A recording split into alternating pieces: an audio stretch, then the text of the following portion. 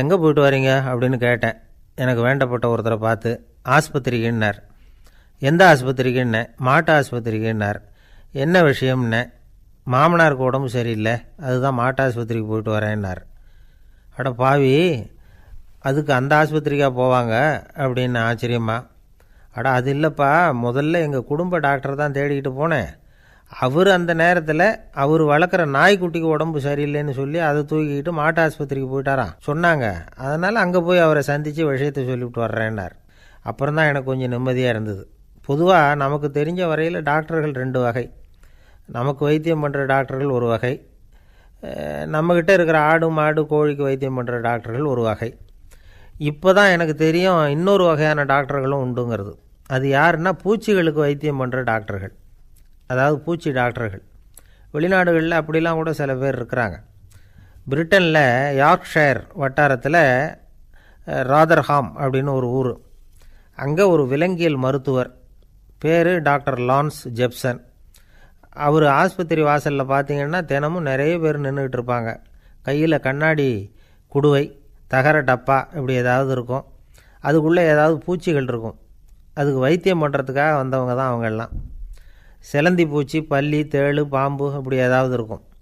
பொழுதுபோக்காக சில பேர் நாய், பூனை, கிளி, மைனா, புறா இப்படி ஏதாவது வளர்க்குறாங்கல்ல, அது மாதிரி இப்போல்லாம் தேளு, பல்லி, பாம்பு, பூச்சி இதையெல்லாம் வளர்க்க ஆரம்பிச்சிட்டாங்களாம். இது ஒரு புது ஃபேஷன். இப்போ கூண்டுக்குள்ளே டப்பாக்குள்ளே போட்டு வளர்க்குறது, அதுக்கு ஏதாவது நோய் வந்துட்டுதுன்னா வைத்தியம் பண்ணுறதுக்கு டாக்டர்கிட்ட வந்துட வேண்டியது, இப்படி இந்த பழக்கம்லாம் நிறையா வந்துட்டுது. ரத்தம் உறிஞ்சிற அட்டைகள் கூட இவங்ககிட்ட வைத்தியத்துக்கு வருதான். சிலந்திகளில் செங்கால் சிலந்தின்னு ஒரு வகை. மத்திய அமெரிக்க காடுகளில் இது அதிகம். சிலந்திகள்லேயே ரொம்ப விலை உசந்தது இந்த ரகம்தான். கால்களில் சிவப்பு கோடுகள் இருக்கும். இந்த இனம் இப்போ குறைஞ்சிக்கிட்டே வர்றதுனால சர்வதேச விதிகளின்படி இவற்றின் ஏற்றுமதி இறக்குமதிக்கு தடை விதிக்கப்பட்டிருக்குது. அதனால் இதை வளர்க்குறவங்க வீட்டுக்குள்ளேயே இனவிருத்தி மூலமாக பெருக்கி விற்பனை பண்ணிட்டு வராங்களாம். அந்த வகை சிலந்திகள் தான் இப்போ வைத்தியத்துக்கு அதிகமாக வருதான். சரி, இதுக்கெல்லாம் எப்படி வைத்தியம் பண்ணுறாங்க? முதல்ல அதை குளிர்பதன பெட்டியின் வழுவழுப்பான சுவரில் விட்ட உடனே அதெல்லாம் மெதுவாக இறங்கி வரும். அப்போ அதன் நோயை கண்டுபிடிக்கிறது சுலபம். அப்புறம் அதுக்கு கிருமிகளை கொல்லக்கூடிய மருந்துகளையோ வலி நிவாரண மருந்துகளையோ கொடுப்பாங்க. கால் உடஞ்ச சிலந்திகளுக்கு பசையை கொண்டு ஆப்ரேஷன் பண்ணுவாங்க. சில சிலந்திகளுக்கு உடஞ்ச காலை எடுத்துட்டால் புதிய கால் வளர்ந்துடும். சிலந்திகளை மனிதர்கள் கையில் எடுக்கிறப்போ அது பயந்து போய் கீழே குதிக்குது. அதனால் கால் உடஞ்சி விடுது, இல்லைன்னா வயிறு சேதமடையுது. அந்த நிலைமையில் வர்ற சிலந்திகளுக்கு மயக்க மருந்து கொடுத்து ஆப்ரேஷன்லாம் கூட பண்ணுறாங்களாம். பார்த்திங்களா பூச்சிகளுக்கு வந்த வாழ்வே.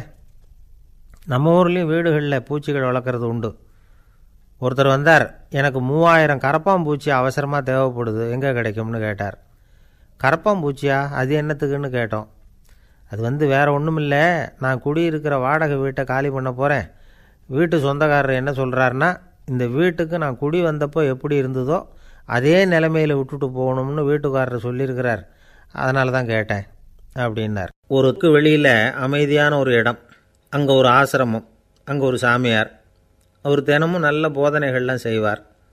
பல பேர் போய் அங்கேயே சில நாள் தங்கி இருந்து அவர் சொல்கிற அறிவுரைகளை எல்லாம் கேட்டுக்கிட்டு வர்றது வழக்கம். ஒரு தடவை அவரை பார்த்துட்டு போகிறதுக்காக 3 வெளியூர் தம்பதிகள் வந்தாங்களாம். அந்த மடத்திலேயே சாப்பிட்டுக்கிட்டு தங்கி இருந்து அவங்களுடைய போதனைகளை கேட்டுக்கிட்டு போகணுங்கிறது அவங்க நோக்கம். காலையில் குளிச்சுட்டு பூஜையில் உட்காந்தார் அந்த சுவாமி. இவங்களும் குளிச்சுட்டு அந்த பூஜையை பார்க்குறதுக்காக அவர் முன்னாடி உட்காந்தாங்க.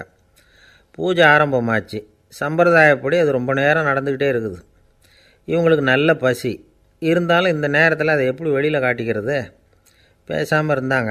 அந்த சுவாமி பூஜையை முடித்தார். அதுக்கப்புறம் பேச ஆரம்பித்தார். பேச்சு அருமையாக தான் இருந்தது, அமிர்தமாக தான் இருந்தது. இருந்தாலும் இவங்களுக்கு இருக்கிற வயிற்று பசி அது சரியாக கவனிக்க விடலை. அந்த சுவாமியே இதை கவனித்ததா தெரியல. இவங்களுக்கு மனசுக்குள்ளே ஒரு எண்ணம், உள்ளே சாப்பாடு தயாராகிட்டு இருக்கும் போல இருக்குது, இந்த பேச்சு முடிஞ்சது நம்மளை உள்ளே அழைச்சிட்டு போய் சாப்பாடு போடுவாங்கன்னு நினைக்கிறோம் அப்படின்னு இவங்களாம் நினச்சிக்கிட்டாங்க. ஆனால் சுவாமி இதை பற்றி எதுவுமே பேசலை, கண்டுக்கலை. ஒரு அம்மாவால் அதுக்கு மேலே சும்மா இருக்க முடியுமா? முடியல. சாப்பாட்டை கவனிக்கலாமா அப்படின்னு சொல்லி மெதுவாக ஆரம்பித்தாங்க. ஓ கவனிக்கலாமே அப்படின்னு உள்ளே அழைச்சிட்டு போனார் சுவாமி. இவங்க ரொம்ப அவசரமாக எழுந்திரிச்சு உள்ளே ஓடினாங்க. அங்கே ஒரு மேஜை மேலே ஒரு கிண்ணம் மூடி இருந்தது. ஓ இதுதான் சாப்பாட்டு மேஜை போல இருக்குது, இங்கே சாப்பாடு வந்துடும் அப்படின்னு நினச்சாங்க. உடனே போய் சுற்றி உட்காந்துக்கிட்டாங்க.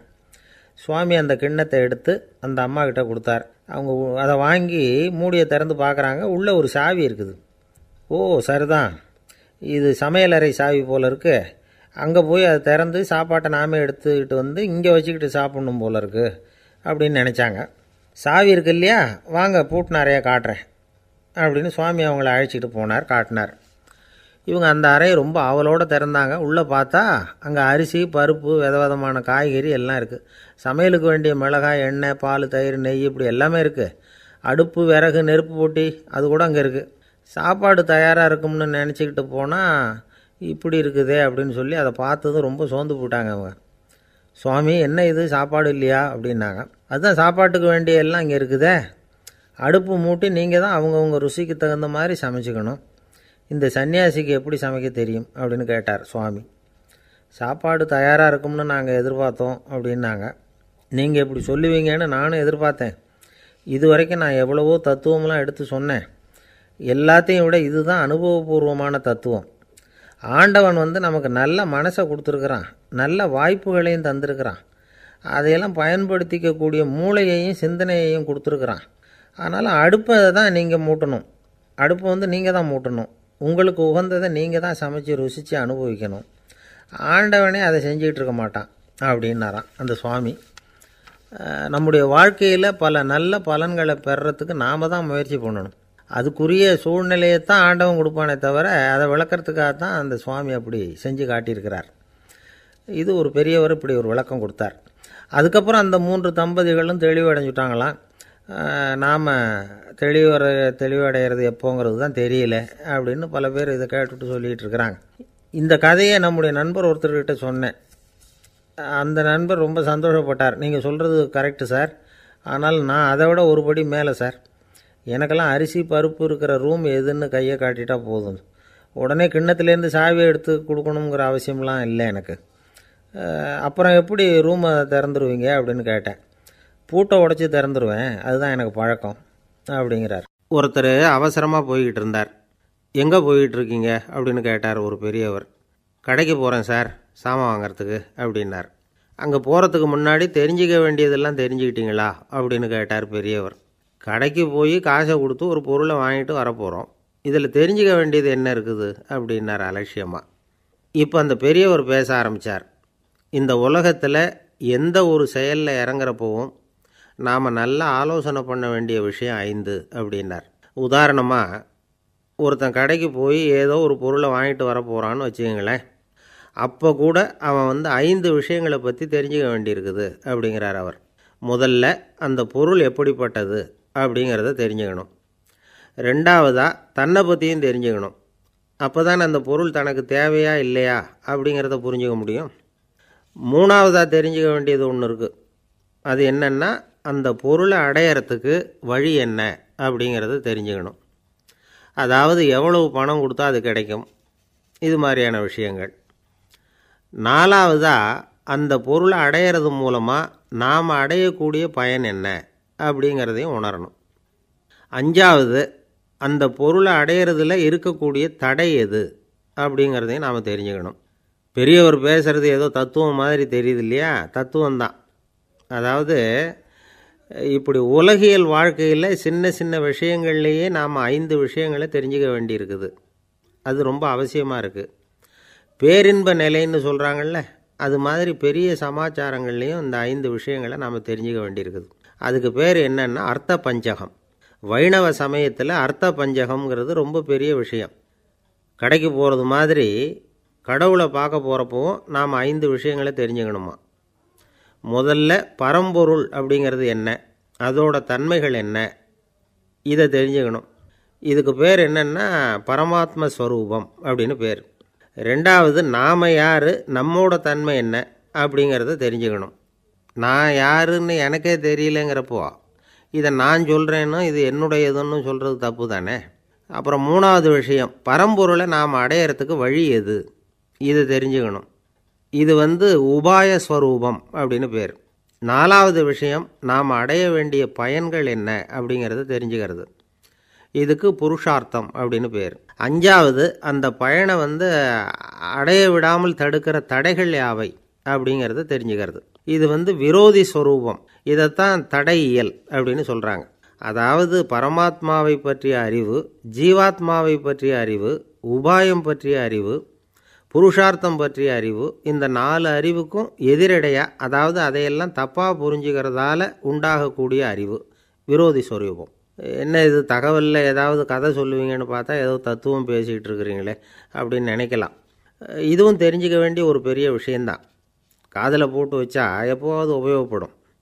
என்னுடைய நண்பர் ஒருத்தர் ஒரு நாள் என்கிட்ட சொன்னார், சார் அடுத்த மாதம் தஞ்சாவூரில் ஒரு கல்யாணம், போகிறதா வேண்டாமா அப்படின்னு ஒரே குழப்பமாக இருக்குது அப்படின்னார். நான் உடனே இந்த அர்த்த பஞ்சக உபதேசம் பண்ண ஆரம்பித்தேன்.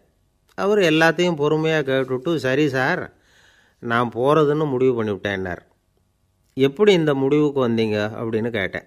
அவர் சொன்னார், சார் அந்த 2வது பாயிண்ட் ஒன்று சொன்னீங்களே, அதை புரிஞ்சுக்கிட்டதுக்கு அப்புறம்தான் இந்த முடிவுக்கு வந்தேன் அப்படின்னார். என்ன 2வது பாயிண்ட்டுன்னு? அதாவது தன்னை பற்றி புரிஞ்சுக்கணும் அப்படின்னு சொன்னீங்க. உடனே என்னை பற்றி புரிஞ்சுக்கிட்டேன், நான் யாருங்கிறது எனக்கு தெரிஞ்சுது, உடனே போகிறது தான் நல்லதுன்னு முடிவு பண்ணிவிட்டேன்னார். நீங்கள் யாருன்னு கேட்டேன். நான் தான் சார் அந்த கல்யாணத்தில் தாலி கட்ட வேண்டிய மாப்பிள்ளை அப்படின்னார். அந்த காலத்தில் அண்ணாமலை ரெட்டியார்னு ஒருத்தர் இருந்தார். அவர் வெங்கனூர் அப்படிங்கிற கிராமத்தில் இருந்தார். அங்கேருந்து விருத்தாசலம் கோவிலுக்கு தவறாமல் போயிட்டு வந்துக்கிட்டு இருந்தார். இடையில் வெள்ளாறு, அதில் ஒரு சமயம் வெள்ளம் வந்துட்டுது. இவரால் போக முடியல. அதோட விளைவு வெங்கனூர்லேயே ஒரு கோவில் கட்டணும் அப்படின்னு முடிவு பண்ணார், சிவாலயம். அந்த சமயத்தில் வடநாட்டில் பஞ்சம். அதனால் அங்கே இருந்த பல சிற்பிகள் தென்னாட்டை நோக்கி வர ஆரம்பித்தாங்க. அவங்க வெங்கனூர் வழியாக வர்றது தெரிஞ்சதும் இவர் போய் பார்த்தார். இங்கே ஒரு கோவில் கட்டணும், அதுக்கு நீங்கள் உதவணும்னார். பஞ்ச காலத்தில் இப்படி ஒரு வாய்ப்பு கிடைச்சதில் அவங்களுக்கும் ரொம்ப மகிழ்ச்சி. உற்சாகத்தோடு ஒத்துக்கிட்டாங்க. ஆலய திருப்பணி ஆரம்பமாச்சு. அவங்களுக்கு வேண்டிய எல்லா வசதிகளையும் இவர் செஞ்சு கொடுத்தார். அவங்களுக்கு எந்த குறையும் இல்லாமல் பார்த்துக்கிட்டார். அது மட்டும் இல்லை, ஒவ்வொரு நாளும் அங்கே வருவார். உங்களுக்கு என்ன வேணும் எது வேணும்னு கேட்பார். ஏதாவது குறை இருந்தால் சொல்லுவாங்க, உடனே தீர்த்து வைப்பார். இவரும் கேட்பார், எந்த குறையாக இருந்தாலும் என்கிட்ட சொல்லுங்க அப்படின்னு சொல்லுவார். அதை தவிர இவராகவே கவனித்தும் அவங்களுக்கு என்னென்ன தேவைங்கிறத கண்டுபிடிச்சி அதையெல்லாம் கொடுத்துக்கிட்டு இருப்பார். என்ன தேவைன்னாலும் அதை நிறைவேற்றி வச்சுருவார். அந்த சிற்பிகளின் தலைவன் ஒருத்தன், அந்த ஆளுக்கு வெத்தலை பாக்கு போடுறது பழக்கம். இதை தெரிஞ்சுக்கிட்டு அதுக்காகவே ஒரு ஆளை ஏற்பாடு பண்ணார். வேணுங்கிறப்போலாம் நீ வெத்தலை சிவல் மடித்து கொடுக்க வேண்டியது உன் வேலை அப்படின்னு ஒருத்தனை ஏற்பாடு பண்ணிட்டார். இப்படியெல்லாம் செஞ்சதும் அவங்களுக்கும் ரொம்ப உற்சாகம். ரொம்ப பொறுப்பாக சிற்ப வேலைகளை செஞ்சுக்கிட்டு இருக்கிறாங்க. ஒரு நாள் என்னாச்சு தெரியுமா? அந்த சிற்பிகளின் தலைவன் ரொம்ப நுணுக்கமாக ஒரு வேலையை செஞ்சுக்கிட்டு இருக்கிறான். சாரம் போட்டு அது மேலே படுத்துக்கிட்டு அண்ணாந்து பார்த்து உச்சியில் நுணுக்கமான சிற்பங்களை உருவாக்கிக்கிட்டு இருக்கான். சிற்பியின் கவனம் செதறப்படாதுங்கிறதுனால இவர் மெதுவாக சத்தம் போடாமல் கிட்ட போய் நின்று அதை கவனிச்சிக்கிட்டு இருக்கிறார். அந்த சிற்பி வழக்கம் போல் வெத்தலை பாக்குக்காக இடது கையை கீழே நீட்டினான். அந்த சமயம் பார்த்து அவருக்கு தாம்பூலம் கொடுக்குறவன் அங்கே இல்லை, எங்கேயோ போயிருக்கிறான். அண்ணாமலை ரெட்டியார் என்ன பண்ணார் தெரியுமா? தனக்காக கொடுக்கப்பட்ட தாம்பூலத்தை வாங்கி சிற்பியின் கையில் கொடுக்குறார். அவன் வாங்கி போட்டுக்கிட்டான். இது என்ன இன்னைக்கு வெத்தலை சீவல் வேறு மாதிரி இருக்குது, வாசனை தாம்பூலமாக இருக்குது அப்படின்னு யோசனை பண்ணிவிட்டு கீழே திரும்பி பார்க்குறார். பார்த்தா ரெட்டியார் மறுபடியும் சிற்பி கை நீட்டும் பொழுது கொடுக்கறதுக்காக தாம்பூலத்தை மடித்து வாங்கி வச்சுக்கிட்டு தயாராக நிற்கிறார். சிற்பிக்கு அதிர்ச்சி. உடனே பொத்துன்னு கீழே குதிச்சான். ஐயா என்ன இது நீங்களா அப்படின்னா. இவர் சொன்னார், நான் ஒன்றும் தப்பு பண்ணலையே, உன்னுடைய கை புண்ணியம் செஞ்ச கை, கோயில் கட்டுற கை, அந்த கைக்கு தாம்பூலம் கொடுக்கறதுல என்ன தப்பு அப்படின்னாராம். ஏற்கனவே பஞ்சத்தில் அடிபட்டு வந்த எங்களை நீங்கள் ஆதரித்ததே பெரிய விஷயம். இந்த செயல் என்னை ஒரு பெரிய கடனாளி ஆக்கிவிட்டுது. ஐயா எங்களுக்கு உணவு உடை இதை மட்டும் நீங்கள் கொடுத்தா போதும், ஊதியம்னு எதுவும் வாங்க மாட்டோம் அப்படின்னு நானும். அந்த சிற்பி எவ்வளோ வற்புறுத்தியும் எதுவும் வாங்கிக்கலையாம். இந்த செய்தியை தமிழ் தாத்தா டாக்டர் ஊவேசா சொல்லியிருக்கிறார். அந்த காலத்தில் எப்படிப்பட்டவங்கள்லாம் வாழ்ந்துருக்கிறாங்க பாருங்கள். இந்த காலத்தில் ஒருத்தர் கோவில் கட்டினார், வேலை செய்கிற எல்லாருக்கும் சாப்பாடு போடுவார். சிற்ப வேலை செஞ்சுட்டு சாப்பிட வர்ற ஒவ்வொருத்தர் கையையும் அன்பாக பிடிச்சி முத்தம் கொடுத்து உள்ளே அனுப்புவார். அந்த கைகளுக்கு நீங்கள் கொடுக்குற மரியாதையாது அப்படின்னு கேட்டாங்க. அடா அது இல்லைங்க, ஏற்கனவே முதல் பந்தியில் சாப்பிட வந்தவன் மறுபடியும் வர்றானான்னு கண்டுபிடிக்கிறதுக்காக கையை பிடிச்சி மோந்து பார்க்குறேன் அப்படின்னாராம் அவர். ஒரு ஆள் ராமகிருஷ்ணரை தேடி வந்தான். அவன் கையில் 1000 பொற்காசுகள் வச்சுருந்தான். அதை அவர்கிட்ட கொடுத்து இதை ஏற்றுக்கணும் அப்படின்னு ரொம்ப பணிவாக கேட்டுக்கிட்டான். அவர் பார்த்தார், இது எனக்கு தேவையில்லை, ஆனாலும் உன்னுடைய மனசை புண்படுத்துறதுக்கு நான் விரும்பலை, அதனால் நீ கொடுக்குறத வாங்கிக்கிறேன்னார். வாங்கிக்கிட்டார். அப்புறம் கேட்டார், இதை பாரு, இனிமேல் இதெல்லாம் என்னுடையது தானே அப்படின்னார். ஆமாம், அதையெல்லாம் நான் உங்களுக்கே கொடுத்துட்டேன்னா அவன்.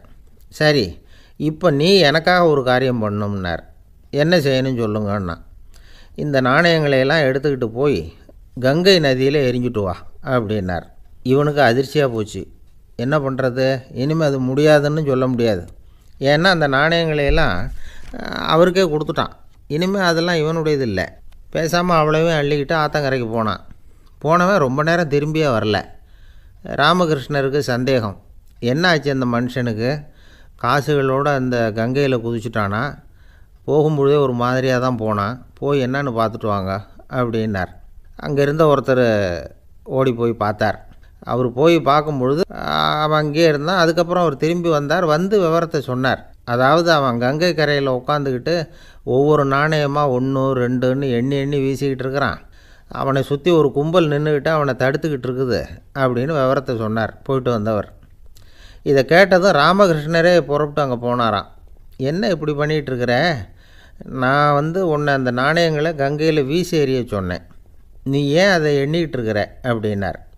பழக்கம்தான் காரணம், நான் ஒவ்வொரு நாளும் ஒவ்வொன்றா சேமித்து வச்சேன், இன்றைக்கி என்கிட்ட நிறைய இருக்குது, உங்களுக்கு ஒரு 1000 நாணயங்களை கொடுக்கணுங்கிறது என்னோடய ஆசை அப்படின்னா. இப்போ ராமகிருஷ்ணர் சொன்னார், ஒரே நேரத்தில் எல்லாத்தையும் சம்பாதிச்சிருந்தா நீ எண்ணுறது பொருத்தமாக இருக்கும். எல்லாத்தையும் இழக்கும்போது ஒவ்வொன்றா எண்ணிக்கிட்டு இழக்கிறதுங்கிறது சரியான செயல் இல்லை. அதனால் ஒரே தடவையாக எல்லாத்தையும் தூக்கி எறிஞ்சிடும் அப்படின்னார். இது இழப்பது அப்படிங்கிற ஒரு உயர்ந்த நிலை. இதை நாம் யதார்த்த வாழ்க்கையில் சம்மந்தப்படுத்தி பார்த்து குழப்பிக்கிட்டு இருக்கக்கூடாது. இழக்கிறேன்னு சொல்லிக்கிட்டு இருக்கிற காசையெல்லாம் ஆற்றுலையும் குளத்துலையும் கொண்டு போய் எரிஞ்சிட்டு வாங்க அப்படின்னு உபதேசம் பண்ணுறதாக யாரும் நினச்சிடக்கூடாது. இதில் நாம் புரிஞ்சிக்க வேண்டியது என்னென்னா, எதையாவது ஒன்றை இன்னொருத்தருக்கு கொடுக்கணும் அப்படின்னு விருப்பப்பட்டால் அதை மனப்பூர்வமாக கொடுத்துடணும். கொடுத்துட்டு அதையே நினச்சிக்கிட்டு இருக்கக்கூடாது. நம்மால் ஒருத்தர் ஒரு 100 ரூபா நோட்டை தன்னுடைய நண்பர் ஒருத்தர்கிட்ட கொடுத்து, இது உனக்கு தான் வச்சுக்கோ அப்படின்னார். அவர் பார்த்தார், இது இனிமேல் எனக்கு தானே சொந்தம் அப்படின்னார். ஆமான்னார் அவர். அப்படின்னா எனக்காக நீ ஒரு உதவி செய்யணும்னார். சொல்லுங்கள் செய்கிறேன்னார் அவர். இந்த 100 ரூபா நோட்டை தீ வச்சு கொளுத்தி விடுன்னார். இவர் அதிர்ச்சியாகி அவரை பார்த்தார். இப்போ அவர் சொன்னார், நீ எனக்கு அன்பாக கொடுத்தது இது, இந்த நோட்டு கள்ள நோட்டுங்கிறது எனக்கு முன்னாடியே தெரியும், சீக்கிரம் கொளுத்தி விடு, அதுதான் நம்ம 2 பேருக்குமே நல்லது அப்படின்னாராம் அவர். எங்கள் தந்தை தன்னோட பிள்ளைய ரொம்ப தைரியசாலியாக வளர்க்கணும்னு ஆசைப்பட்டார். அதுக்காக அவனை கூப்பிட்டு உட்கார வச்சு இப்படி உபதேசம் பண்ணார். இதை பாருப்பா, நான் உன்னாட்டம் இருக்கிறப்போலாம் எதுக்கும் பயப்பட மாட்டேன், ரொம்ப துணிச்சலாக இருப்பேன். ஒரு நாள் ஒரு அப்பாவி எலியை ஒரு பூனை துரத்திட்டு ஓடிச்சு. நான் உடனே என்ன செஞ்சேன் தெரியுமா, அந்த பூனையை பிடிச்சேன், அது வாலில் ஒரு பட்டாசு சரத்தை கட்டினேன், கொளுத்தி விட்டேன், படபடன்னு வெடிக்க ஆரம்பிச்சுட்டுது, அது துள்ளிக்கிட்டு அங்கேயும் இங்கேயும் ஓடி இருக்கு பாரு ஓட்டம், ரொம்ப தமாஷு அப்படின்னார் அப்பா. இப்படி சொல்லிவிட்டு பையனை பார்த்து, இதை கேட்குறதுக்கு உனக்கும் துணிச்சல் வருதா, நான் என்னுடைய செயலை நீ கேட்குறப்போ உனக்கு துணிச்சல் வருதா அப்படின்னு கேட்டார். வருதுன்னா பையன். எப்படின்னா அப்படிங்கிற விவரத்தையும் சொன்னான் அவன். அதாவது எலியை விரட்டினத்துக்காக பூனை வாலில் பட்டாசு கொளுத்துனீங்க நீங்கள், பூனையை விரட்டினத்துக்காக உங்கள் கழுத்தில் பட்டாசு சரத்தை மாட்டினா என்னென்னு தோணுது எனக்கு அப்படின்னு நான் பையன். பையனோட துணிச்சல் அப்பாவே நடுங்க வச்சுட்டுது.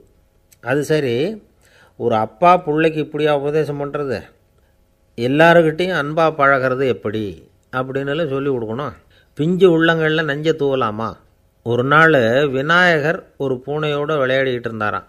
அப்படி ஆசையாக விளையாடிக்கிட்டு இருந்தப்போ அவரோட கை நகம் தவறுதெல்லாம் பூனையோட முகத்தில் பட்டுட்டு தான். அது ஒரு சின்ன கீறலை உண்டாகி விட்டுது. அப்பா அவர் அதை ஒரு பெருசாக நினைக்கல. கொஞ்ச நேரத்துக்கு அப்புறம் விநாயகர் வீட்டுக்கு வந்தார். அவங்க அம்மா பார்வதி தேவியை பார்த்தார். பார்வதி தேவி கன்னத்தில் விரலால் கீறினது மாதிரி ஒரு அடையாளம் இருந்தது. விநாயகருக்கு அதிர்ச்சி, ஆச்சரியம்.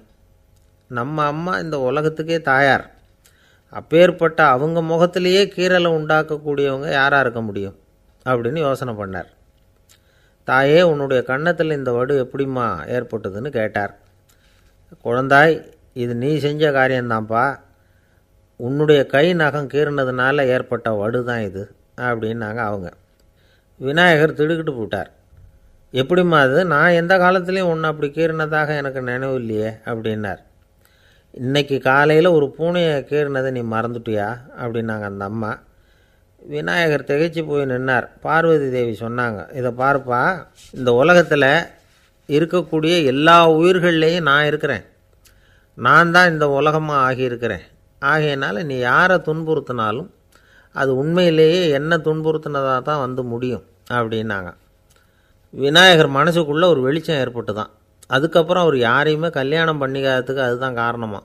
இந்த உலகத்தில் எல்லாரையும், இங்கே இருக்கிற எல்லாத்தையும் தாயின் வடிவமாக அவர் பார்க்க ஆரம்பிச்சிட்டாராம். குருதேவர் ராமகிருஷ்ணர் இந்த கதையை எடுத்து சொல்லியிருக்கிறார்.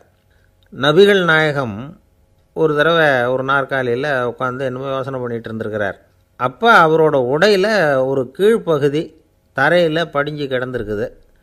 அங்கே விளையாடிக்கிட்டு இருந்த ஒரு பூனை அது மேலே வந்து படுத்து தூங்கி போச்சு. தொழுகை செய்ய வேண்டிய நேரம் வந்துட்டது.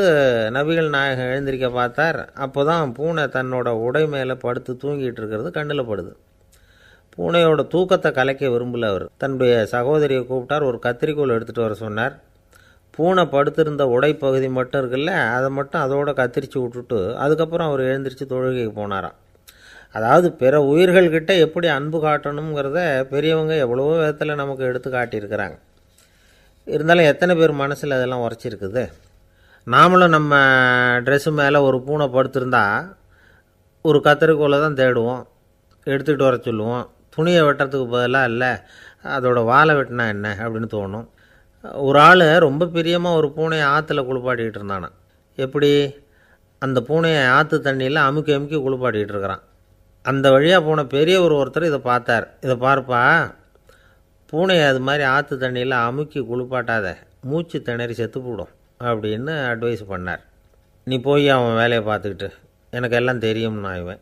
சரின்னு அவர் போயிட்டார். கொஞ்ச நேரம் கழித்து அவரே அந்த வழியாக திரும்பி வந்துக்கிட்டு இருந்தார். ஆற்றுல பூனையை குளிப்பாட்டிக்கிட்டு இருந்தவன் அழுதுகிட்டு உட்காந்துருக்கிறான். பக்கத்தில் அந்த பூனை செத்து கிடக்குது. இதை பார்த்தார் பெரியவர். நான் தான் அப்போவே சொன்னேனே அந்த பூனையை ஆற்றுல நினைக்காதேன்னு, அதை கேட்டிருந்தா அப்படி ஆயிருக்குமா அப்படின்னார். அந்த ஆள் கோபமாக இவரை முறைச்சி பார்த்தான்.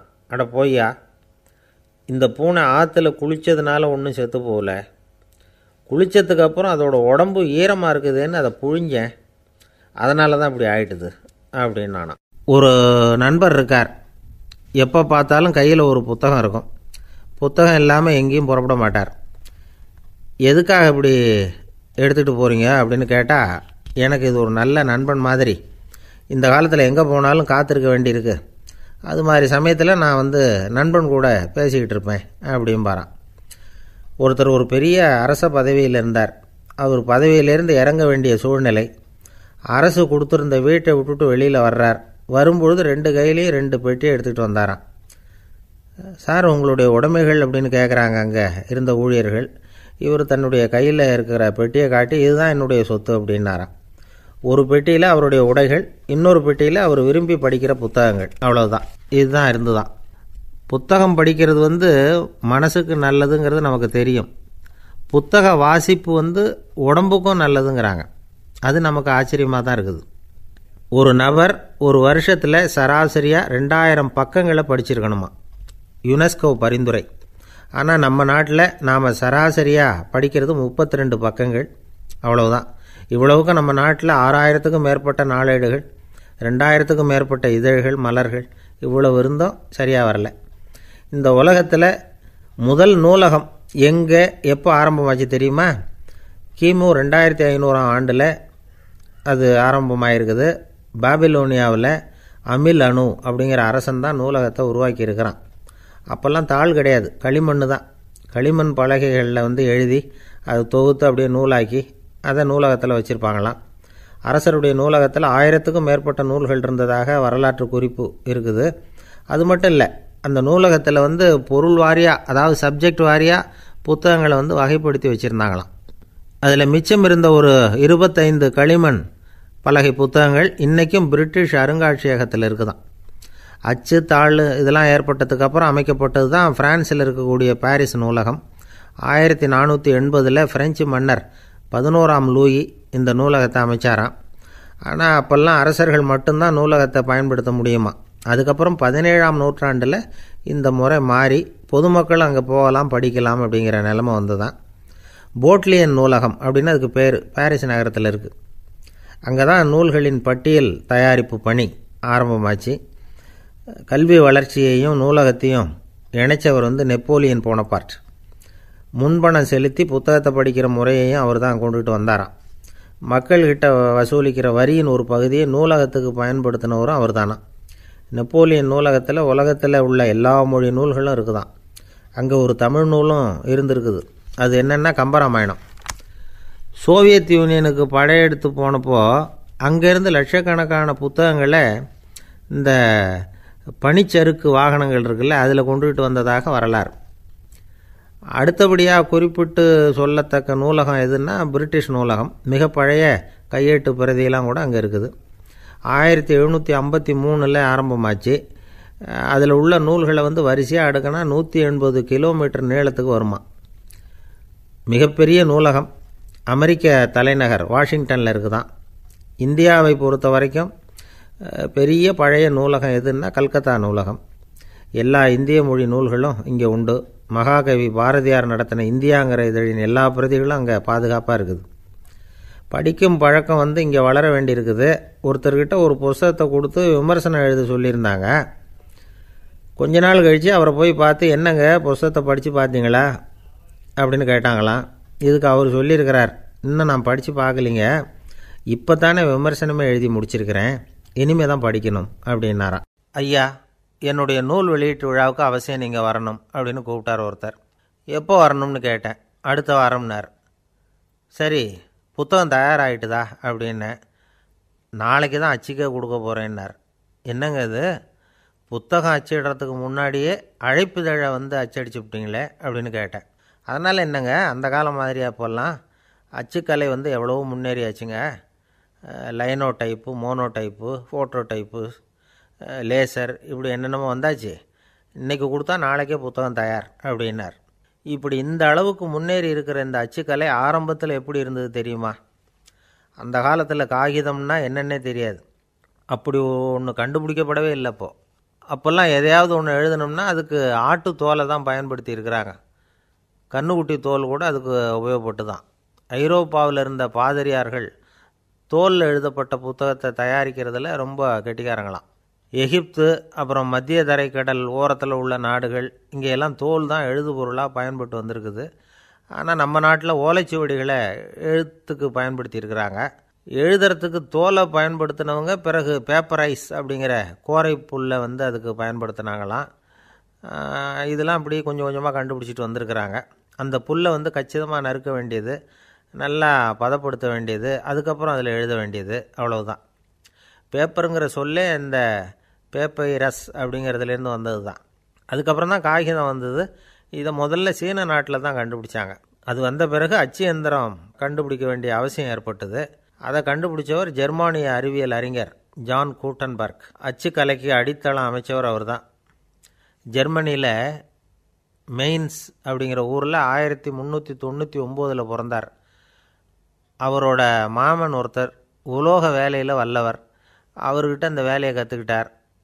அதோட வைரக்கற்களை வந்து பட்டை தீட்டுறதுலேயும் ரொம்ப தேர்ச்சி பெற்றிருந்தார். இளம் வயசுலேயே சும்மா இருக்க மாட்டாராம். எதை செஞ்சாலும் அதை திறமையாக செய்வாராம். அவர் தான் முதல்ல மர அச்சு எழுத்துக்களை உருவாக்கினார். அது மேலே மை தடவி பிரதிகள் எடுத்தார். அதுக்கப்புறம் உலோக எழுத்துக்கள், முதல்ல காரியம், அப்புறம் இரும்பு, அப்புறம் கலப்பு உலோகம், பிறகு அச்சடிக்கிறதுக்கு எந்திரம் ஒன்றையும் உருவாக்கினார். முதல்ல பைபிள் அச்சடித்தார். 1468 அவர் இறந்து போனார். 16ஆம் நூற்றாண்டில் மேலை நாடுகளிலிருந்து மர எழுத்துக்களை கொண்டுகிட்டு வந்து தமிழ்நாட்டில் கிறிஸ்தவ நூல்களை அச்சிட்டாங்க. அப்போல்லாம் வந்து அச்சகங்கள் வந்து போதிய அளவுக்கு இங்கே இல்லை. அதுக்கு என்ன காரணம்னா, இந்தியர்கள் வந்து அச்சகங்களை நடத்தக்கூடாது அப்படின்னு சட்டம். 1835 வரைக்கும் அந்த சட்டம் வந்து நடைமுறையில் இருந்தது. இந்த நிலைமையில் அங்கேயும் இங்கேயுமா 1-2 அச்சகங்கள் ஆரம்பமாச்சு. 1713 தரங்கம்பாடியில் லூத்தரன் மிஷன் அச்சகம், அதே ஆண்டில் சென்னையில் எஸ்பிசிகே அச்சகம், இது ரெண்டும் தான் இந்தியாவில் முதல்ல தொடங்கப்பட்ட அச்சகங்கள். ஆட்டுத்தோல்லையும் ஓலைச்சுவடியிலையும் எழுதப்பட்ட எழுத்துக்கள் இன்றைக்கி எங்கேயோ போயிடுது. ஆனால் நம்ம ஊரில் எழுத்தாளர்கள் நிலைமை தான் ஒன்றும் சொல்லிக்கிறது மாதிரி இல்லை.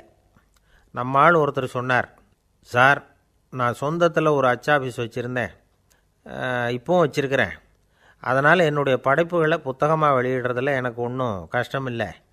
வருஷத்துக்கு ஒரு புத்தகம் எழுதி வெளியிட்டுருவேன். 15 வருஷமாக இலக்கிய உலகத்துக்கு இப்படி சேவை செஞ்சுக்கிட்டு வர்றேன். ஆனால் இந்த வருஷம்தான் வாசகர்கள் எனக்கு பாராட்டு விழா நடத்தியிருக்கிறாங்க அப்படின்னார். இந்த வருஷம் அப்படி என்ன விசேஷம் அப்படின்னு கேட்டோம். இந்த வருஷம்தான் நான் எந்த புத்தகம் எழுதி வெளியிடாமல் இருந்தேன், அதுக்காகத்தான் எனக்கு இந்த பாராட்டு விழா அப்படின்னார்.